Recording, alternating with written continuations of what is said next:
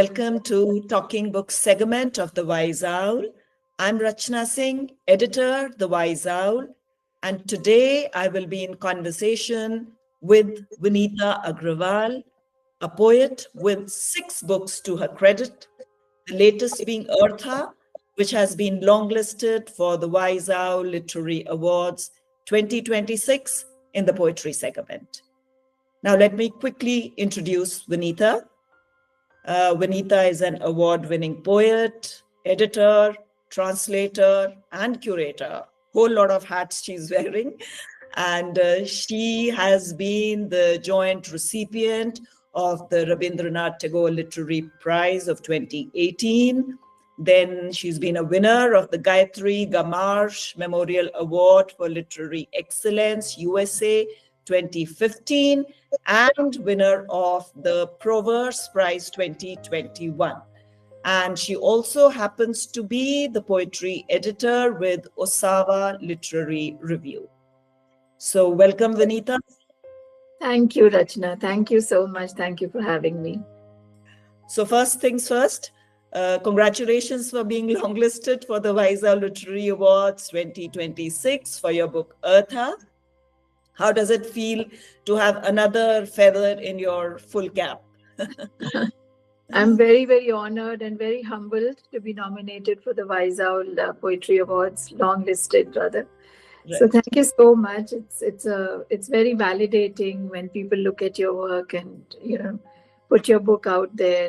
So that's really wonderful. Thank you so much. Great. So shall we dive into the conversation then? Absolutely, yes. Okay. So, Vinita, let me start with the title of your book, Eartha. So this title feels like an affectionate endearment, almost like you are speaking to the planet like a living being. Yeah. So tell us a little about the etymology of the title. What made you pick this up as something which you feel would seamlessly blend with, the theme of your book and sort of hold it together? Yes, Rachna, you're absolutely right. It did come to me, the word Eartha did come to me like an endearment for our Earth, our planet. And it just happened so organically. And I felt so much, it's coming through with all these negative news about the climate crisis and the terrible destruction that the Earth is facing. The whole thing about Eartha being a new name for Earth, for me, just came very organically. And then I decided, because Eartha, the book, is a collection of eco poems. It's all dedicated to the Earth. Yeah. So I thought that might, serve as a good title. And that's how the title came into being. Right. And I think the cover of the book also accentuates that aspect, of the collection. That's right. The green of the leaves and the woman supported by nature and the poet sort of looking with wonder at the birds around, Yeah, whoever the artist is, I don't know if the book was published by Sahitya Academy. I don't really know who illustrated the cover. Okay. Whoever it was has done a magnificent job, and they've encapsulated all aspects of the Earth in that little cover, for the book. Absolutely. There's a beautiful blending of, the title, the cover, and the theme, of course. Yes. Okay. So the next question now, Vinita. You said that this book grew out of a moment when both you and the planet were in transition. Yeah. So for the benefit of our viewers, could you please tell us what transition in your personal life you're referring to? I hope I'm not encroaching on your privacy when I'm asking you this. No, not at all. And how you relate it to the transition of the planet, the parallels that you would like to draw between yourself and the transition of the planet. That's a very interesting question, Rachna. But it's not quite exactly parallel in that sense. Because we all know the transition that the Earth is undergoing. It no longer has those features it had once upon a time. It's no longer so green. It's very polluted. It's struggling to, in fact, survive. The Earth is no longer what it used to be. Right. Firstly, I was changing places, actually. I was going through this phase of um, beginning my life post my husband's retirement, Mm-hmm. and very different adjustment that I was making with my own lives. I was moving out of Bombay. I was in Delhi for a while. I was no longer in Delhi. I shifted to Indore. Indore doesn't have those kind of cultural opportunities which a writer and a poet would yearn for. Right. But I was also trying to make sense of my own poetry that was coming out vis-a-vis what was happening to the earth. And Mm-hmm. that's where the crosshair is. That's where the intersection happens. That what the earth is undergoing is also creating a resonance within someone who herself is struggling to find her footing all over again in a new place, in a new environment. May not be so negative as the earth's case is, but Mm-hmm. definitely it's a period of adjustment and trying to make the best of what you have and trying to address every aspect, every dimension of your life from a fresh perspective in that. Right. Yeah. Okay. So, just doubling back on this thread again, um, here I would like to sort of tap into the emotional quotient of your collection. Um, so tell me, did the writing feel more like a mourning for, what the earth was once upon a time? Or does it focus on, the healing aspect of it? Or is it that you are like a witness to the ecological disasters that are happening, Or is it a kind of a mix of all three of them? Yeah, I'd say it's a mix of all three. Okay. It's Okay. it's definitely healing in the sense that there is hope in each one of my poems. Mm. They're not negative, they're not pessimistic.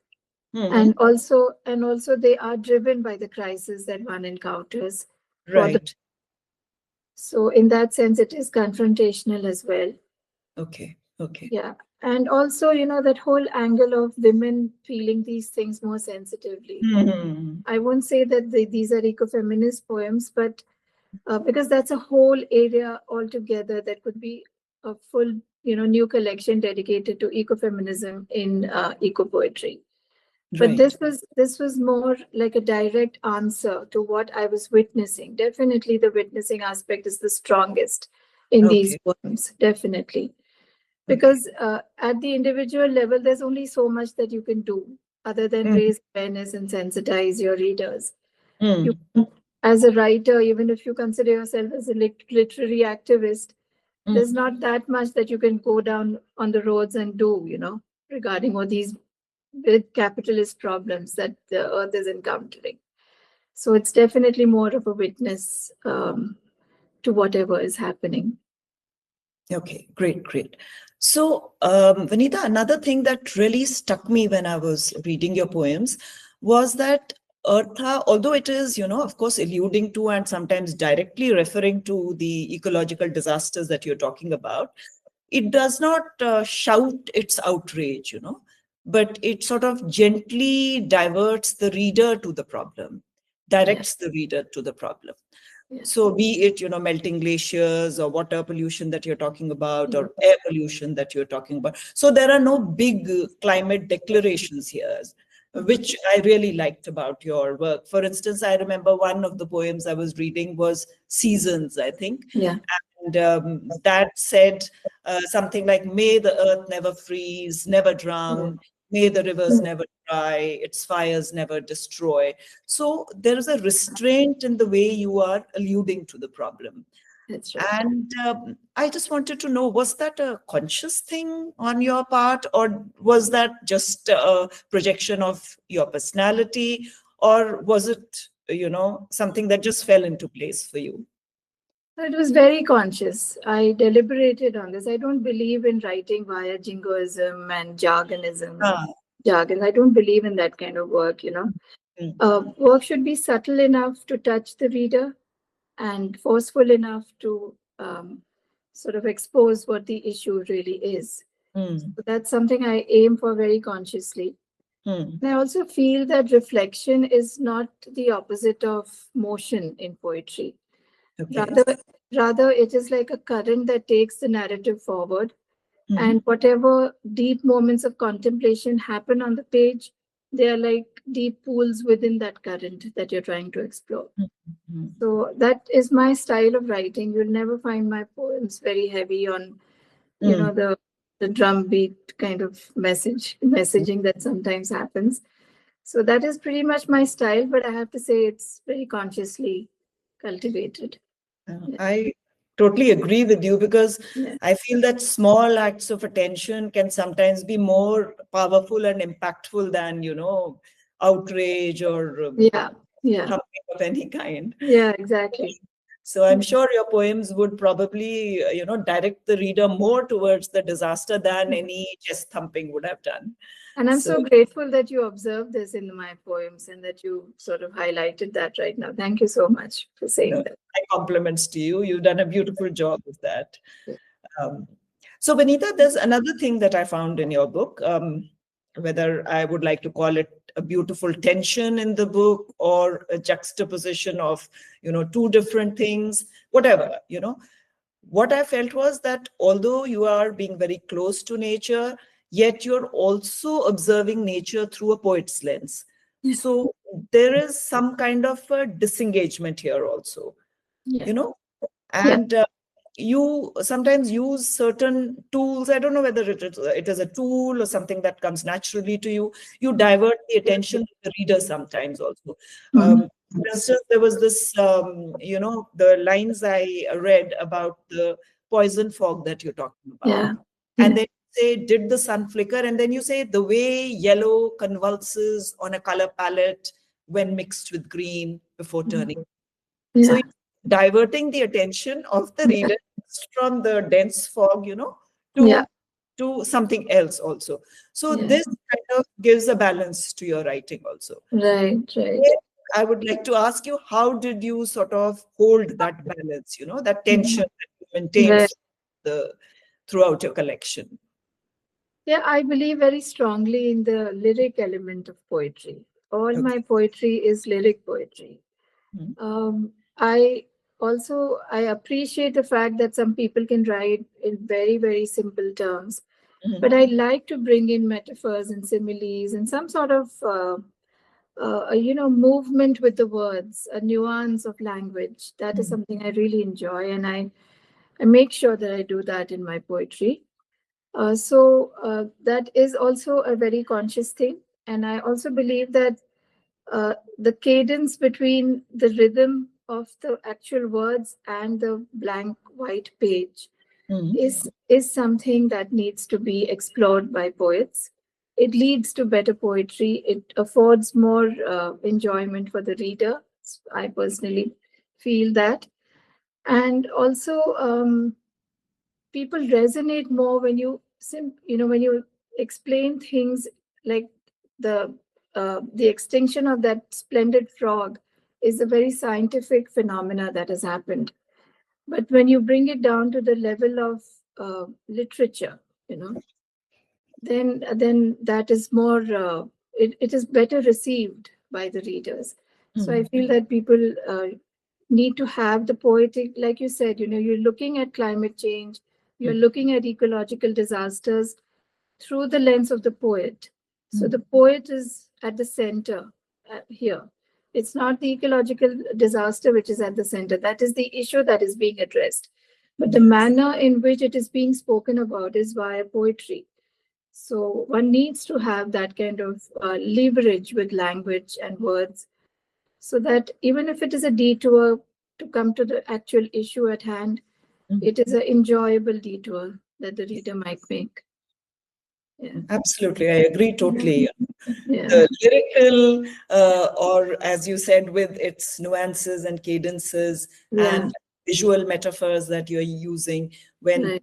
you take the reader along with these also, Yes. it Exactly. creates for a much better, appreciation of poetry also, and the problem that you're addressing as well.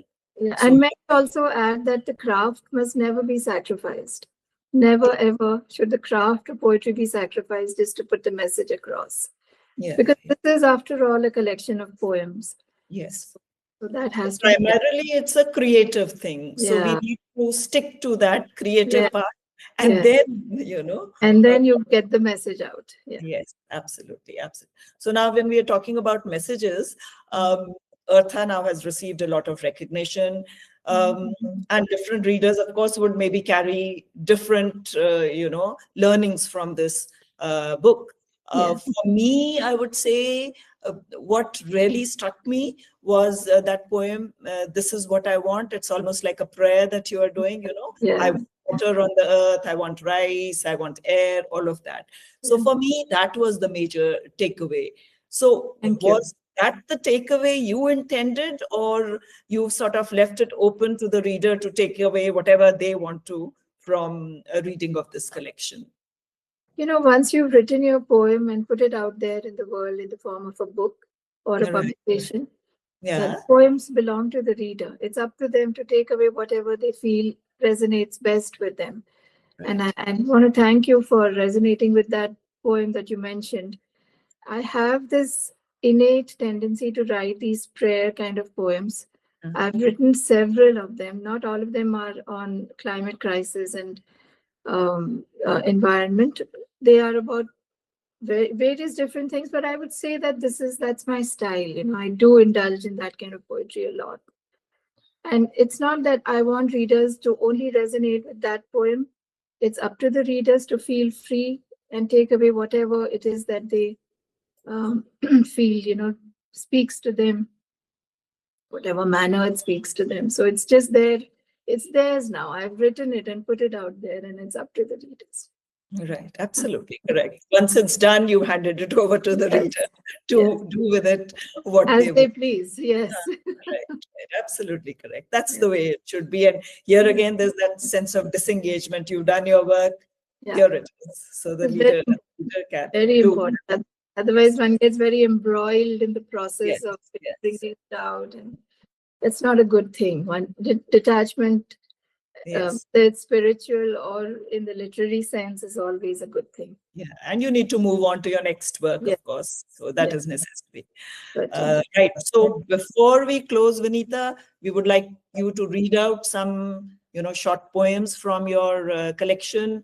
Sure, And before you read out, also tell us why you have picked those out to read sure, for us. sure. Yeah.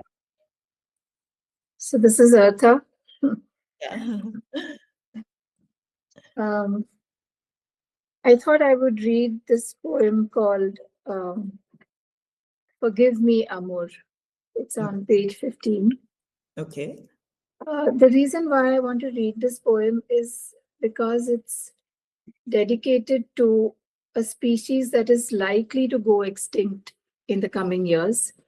There's a breed of leopards called the Amur leopard. So this poem is dedicated to that.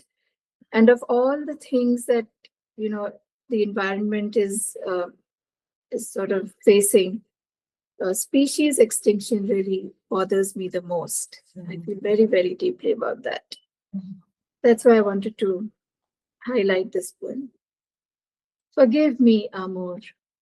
They call you the Amur leopard. I call you the disappearing one. Mhm. Solitary like a yogi, nimble and strong, hunting like an arrow, jumping over ravines like the wind, fast as lightning, but not fast enough. You couldn't get away from us. I cannot meet your aqua gaze without feeling like a criminal. You're about to join the 900 species we've lost, humanity's worst crime. There's noise about saving you, conservation efforts, money pouring in, some good hearted activists. Only the deer can save you. More forests, more habitat, more terrain, more deer. We don't have more deer, more terrain, more habitat, more forests. I'll carry your torch in my heart. This yearning to not let you go is my bed of nails. Extinction is blood on my hands, the tremor in my bones as I draw my next breath. Forgive me, Amor. Mhm. That's beautiful, really Thank, beautiful, and thank you. very beautifully rendered, Vinita. Thank you. Thank you for sharing it. Yeah. Anything else you would like to read? Yeah, I thought I'd read this poem on the floods that happened in Uttarakhand in 2021. Of course. Because even now the floods haven't stopped. Every monsoon we face the same story. Yes, absolutely. Yeah. True. So this is Uttarakhand, February 7th, 2021. Hard to forget the day the glaciers melted, bellowing grey inside the silted rush, the heartbroken debris of trees, shaken from cobalt and emerald, the dyer getting it all wrong, dyeing water black. Earth suppurating, mad in the head, gash weeping, the day the glaciers melted. This land, defender of the last strand of fresh air, this land bloodied, with water. Too much of anything is bad. Solid to fluid, ice to water. When temperatures earned a degree, paradise turned to plague.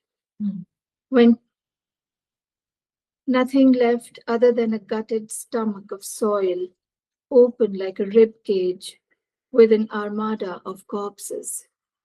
My palms make a nice cup if I join them well. Someday I'll cup a better sunrise. Beautiful. That is so visually riveting. The images that you've sketched for. Thank you. Beautiful, beautiful. Thank you. Anything else you would like to read? Yeah, I thought I'd read the title poem, Eartha. Yeah, of course, please. So this is like a summary of what's happening on the planet, Eartha, you're wounded. Allow me to wrap a shawl around you. Not a chatouche. The antelopes won't make it if I do. Nor angora. Rabbits struggle just to breathe in cages. I won't swathe you in tiger skin. You'd feel the tremors of the remaining 4,000. Definitely not mohair. You'd be smothered in goat's blood. No, not silk. You wouldn't be able to take pupae being boiled alive. Not a feather down quilt either.